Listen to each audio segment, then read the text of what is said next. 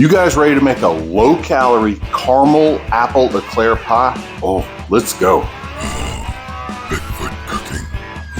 Hey everybody, and welcome back to Bigfoot Cooking, where today we are making a dessert that just says, yeah, we gonna eat.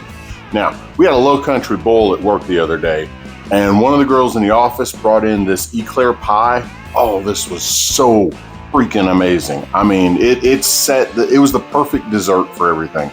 And so I kind of decided, you know what? I think I can do this, but I'm gonna make it two ways. Today, we're gonna make a low calorie version, kind of a lightweight version. Sometime later on, I'm gonna make this completely from scratch. Yeah, we're going like way out there. So it's a lot of work to do from scratch, but with store-bought stuff, piece of cake. Today's ingredients, pretty simple. We're gonna need 2 boxes of sugar-free vanilla pudding. You could even find, if you can find it, you can get the French vanilla if you really like that little extra flavor to it. But when you're going sugar-free, you're kind of limited to what they have in stock. So I got my sugar-free vanilla. I've got a tub of 0 sugar Cool Whip. So again, like I say, we're trying to make this as low calorie as possible. It might even be on some dietary something somewhere. We're gonna need 4 cups of milk for this because we are making 2 boxes of pudding. So that way, you know, it's 2 cups, 1 box. It works out perfect that way. I did find a light pie filling. Now, if you get into it, like I say, some of this stuff we're kind of splitting hairs because this stuff has 30 calories. The other ones had a little bit more. Like I say, you're not gonna get a 0 calorie dessert with this much good taste in it. So you gotta kind of work with a few parameters. The real challenge I had was finding some low calorie graham crackers. And within that challenge, I failed. They didn't have anything in the store. So we just got regular cinnamon. That's right, the cinnamon is the important part. Cinnamon graham crackers. We're gonna need a teaspoon of cinnamon and half a teaspoon of nutmeg. Now, if you really like the nutmeg flavor, you could go a whole teaspoon, but it gets a little overpowering. And then to top it off, we're gonna do a little caramel sauce. Oh yeah, it is game on from here. So step 1 in this process, well, let's mix up the pudding. All right, so to begin this process, let's go ahead and open up our puddings and dump them in the bowl. Now this is a very fine, dusty powder. The reason why I know this is just literally as you saw the smoke cloud, I've got it in my nose and now everything smells like vanilla and tastes like vanilla. And I haven't even made the stuff yet. So I've got this in here. Let's pour in our milk. And now we just give it a whirl. All right, you're gonna mix this for about 3 to 5 minutes, basically until you feel it start to get a little bit thick. And then we'll just give it a rest and we'll check back in.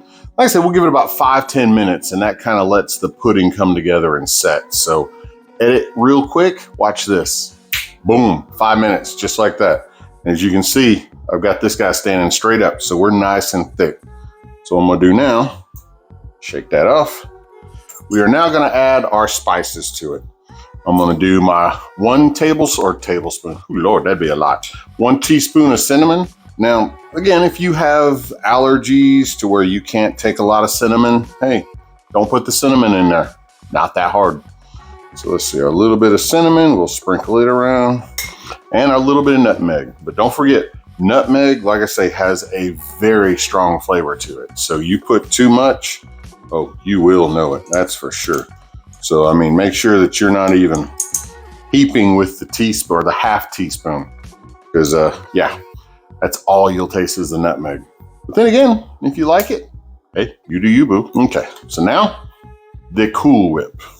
And you know, it's funny because I remember these bowls were like the Tupperware of the South. Everybody had one for their fridge.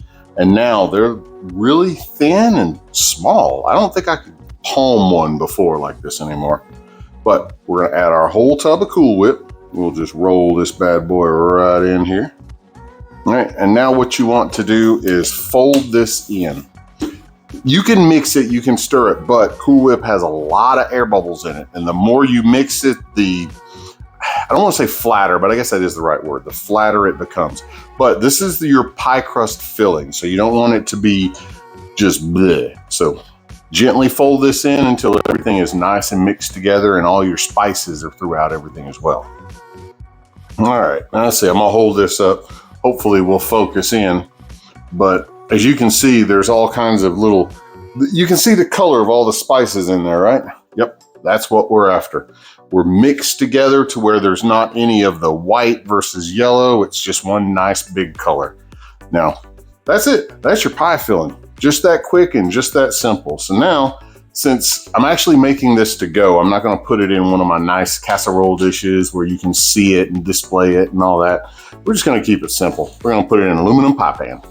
And now we're going to make our crust. Now, I'm going to pick on some YouTubers, not by name, but just in general, because I have watched so many of these videos where they take these and they set them in here, which is of course what you need to do. You set them in there and they are so worried about having a perfect base on the bottom. You know what? These aren't going to be crunchy when you're done. They're actually going to absorb some moisture from this and everything and the pie filling and all of that. They become soft, right? So it doesn't matter, and you will never see these. Guess what? If you overlaid it slightly, no one will know. I know, shocking, right? Now I do generally pop the corner off right here so that it will fit a little bit better in the pie pan. But outside of that, guys, just make it work. Break it up.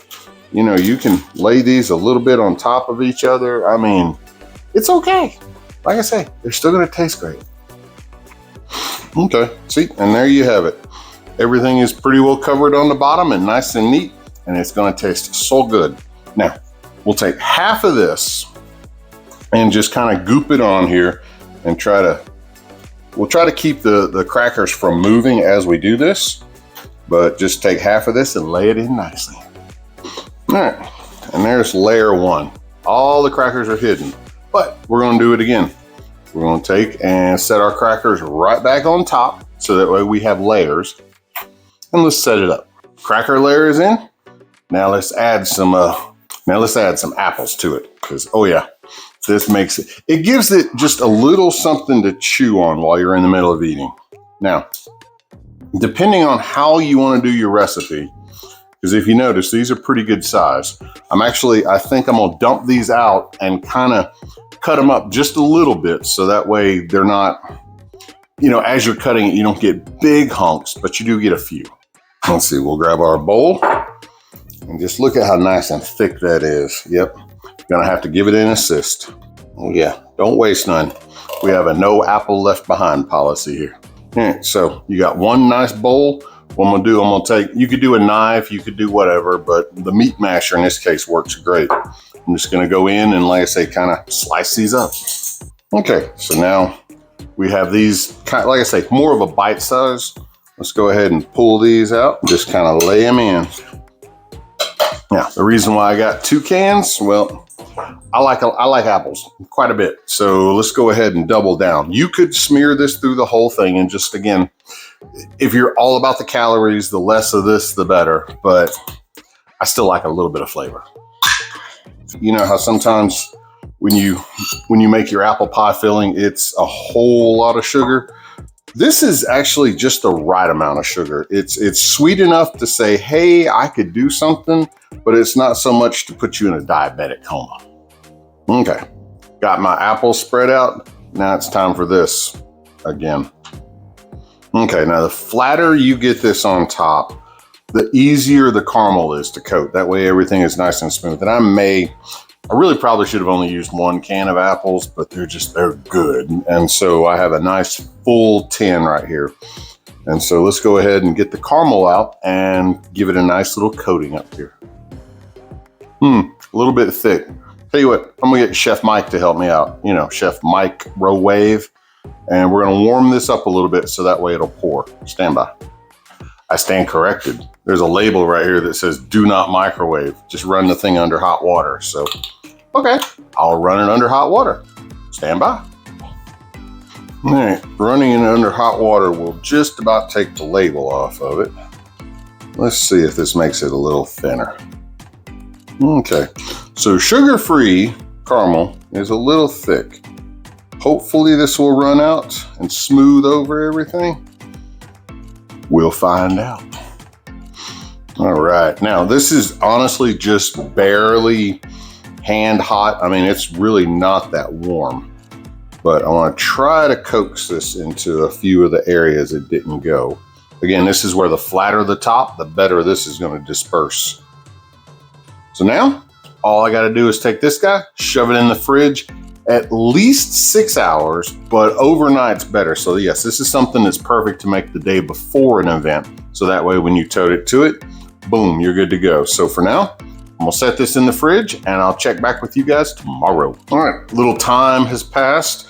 This has gotten nice and chilled. Now, I have noticed the topping on it doesn't set. So this is where, like I say, a little bit of that, yes, we're going big time sugar free, may or may not make this where this is a little soft. So let's test it together and see. Step one, let's see if we can slice it up and hopefully pull a piece out. If not, well, we're gonna get a pile of dessert and it's still gonna be good.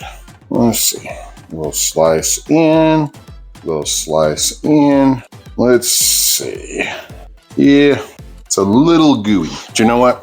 That's what they made bowls for and spoons for. So now I've got my pile of dessert. Well, let's see how sugar-free, zero sugar, all of that works out together.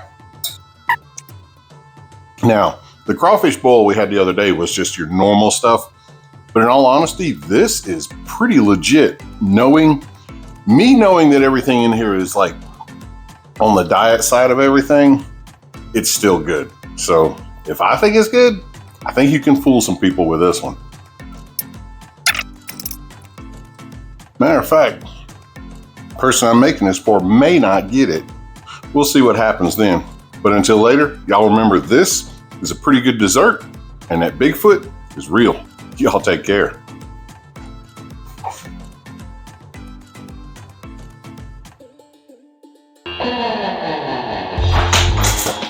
What? Did you think I was gonna leave this for him? Oh no, this looks way too good. This is definitely going back to the cave with me. Ho ho ho. See you guys.